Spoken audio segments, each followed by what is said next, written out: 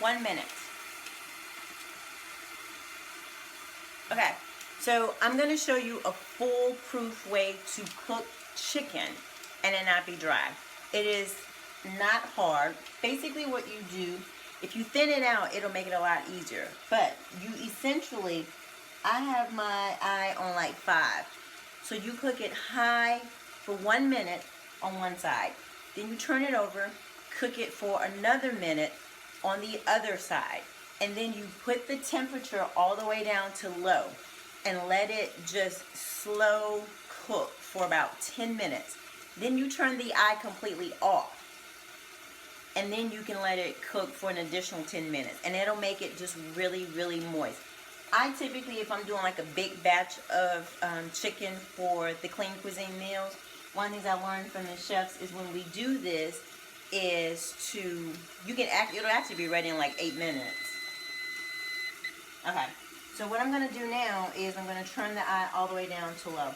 I always use a meat thermometer just because you want to make sure that your meat gets to 165 degrees for chicken. So I am, there we go. I'm going to stick this in here, the probe. I typically always cook with a probe just because nobody likes raw chicken. So I got this probe in there, and it's all the way down to low. And literally, the temperature of this chicken right now is 156 degrees. I'm going to set my timer because I've already been talking for a minute, for about 9 minutes. And probably in about 4 minutes, this chicken will have reached the proper internal temperature. A lot of times, if your chicken is dry, you're probably overcooking it. That's why. So, use a thermometer, and that will help you make sure you don't overcook it and get it over dry. See? You hear that?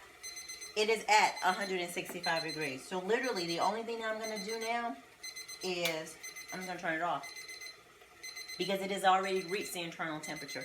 I'm going to turn it off, and I'm just going to let it probably cook for probably another 3 more minutes.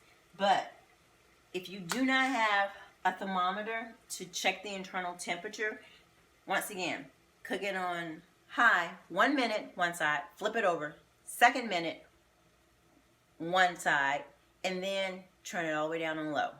Low. I have a gas stove. Now, my house in South Carolina, I have an electric stove, so it varies depending on your stove. But you can easily get really, really, really juicy, moist chicken breasts that are not dry if you try this. Yay!